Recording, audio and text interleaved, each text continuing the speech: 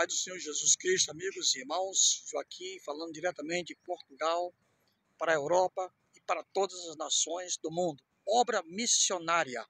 Meus irmãos do Brasil, missionários, Paulo, profeta Paulo, enfim, todos os meus amigos, pastores que estão aqui em Portugal, todas as igrejas.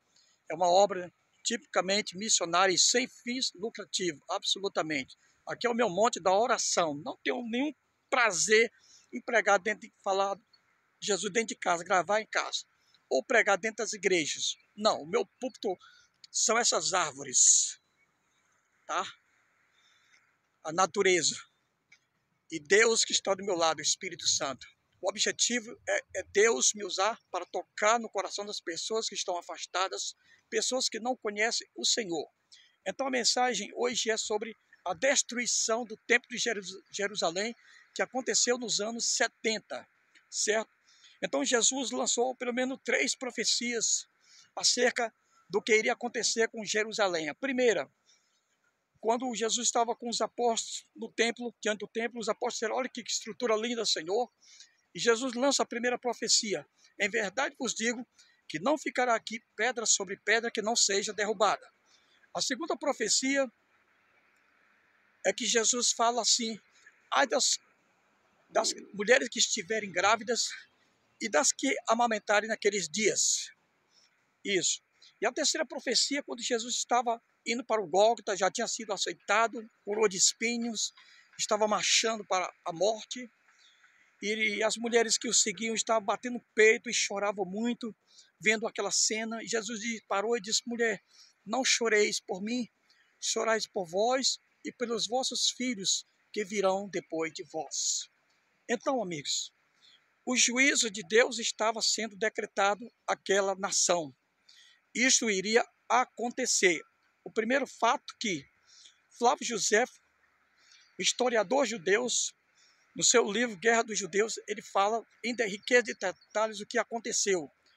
Primeiro, que Jerusalém foi completamente cercada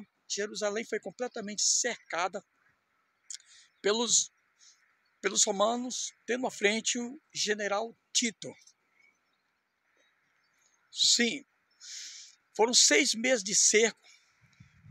O exército romano era o exército mais poderoso da face da terra, tinha dominado a Grécia, a Pérsia, a Babilônia, a Egito, todos estavam sob seu poder.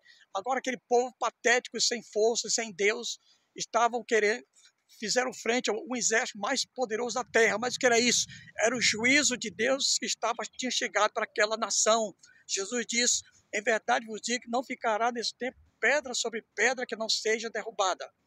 Então, com 6 meses de cerco, não entrava ninguém saía, não entrava alimento, só se consumia. Acabou-se o alimento, disse Flávio José.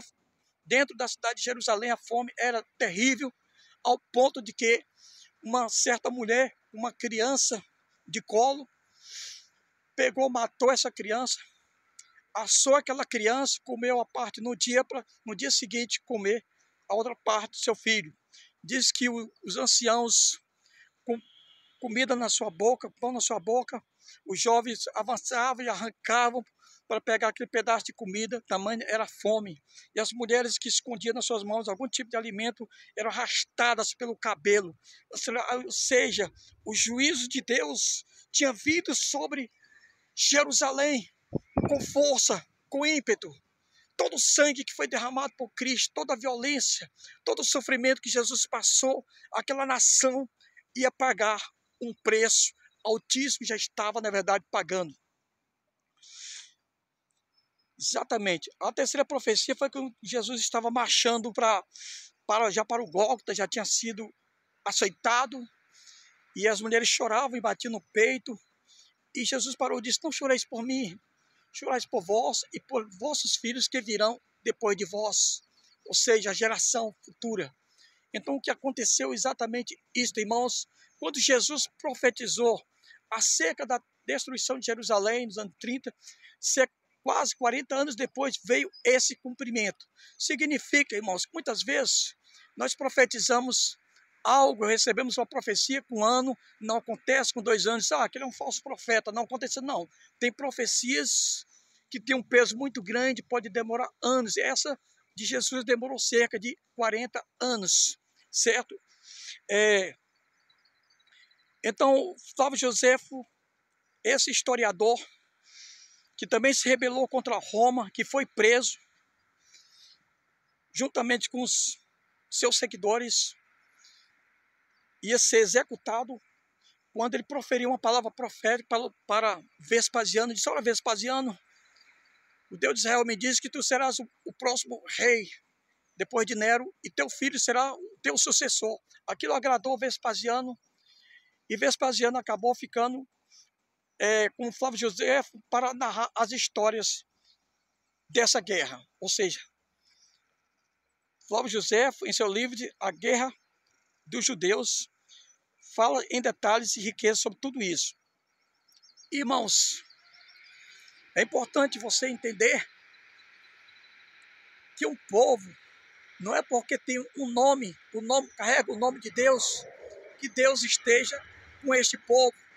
Jerusalém tinha um templo, oferecia sacrifícios, mas Deus tinha se afastado desse povo por causa de rebeldia. O profeta Isaías profetizou, capítulo 1 de Isaías, diz: ouvi, ó céus, e prestai atenção, ó terra. Criei filhos, eu fiz eles crescerem, mas eles se afastaram de mim, falando sobre essa nação de Israel. E o profeta Isaías, lá no capítulo 1, no versículo 7, para cumprir essa profecia, essa devastação de Jerusalém, diz: as suas cidades, as suas terras serão desoladas, e as suas cidades serão atadas em fogo, e os estrangeiros a pisarão e atarão fogo às suas cidades, profetizando exatamente o que aconteceria com Jerusalém nos anos 70, por causa da rebeldia de um povo. Deus pegou Israel e disse: é meu filho, meu primogênito, mas eles se afastaram, não quiseram o Senhor.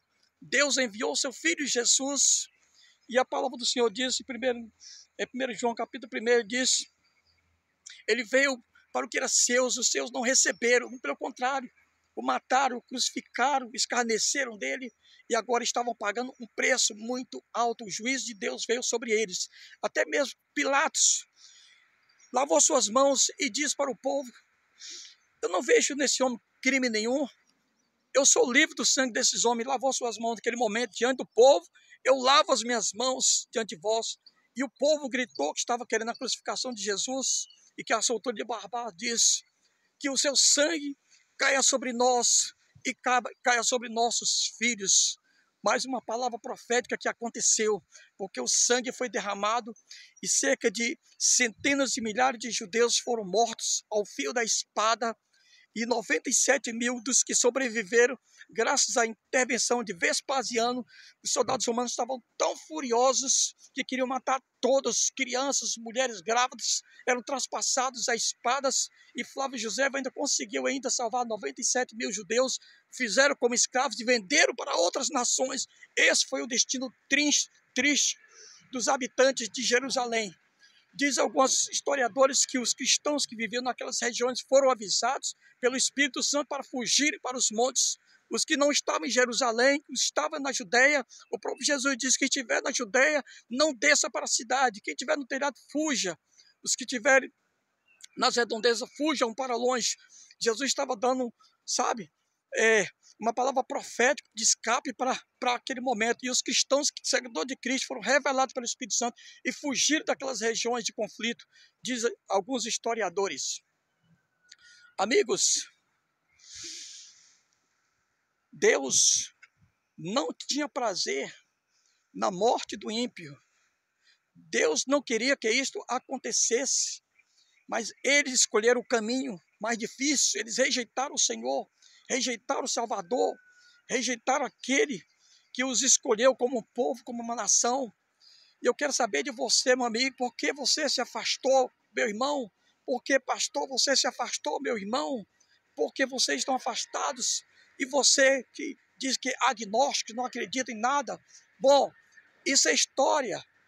Flávio Josefo é um historiador. Roma é história, existe.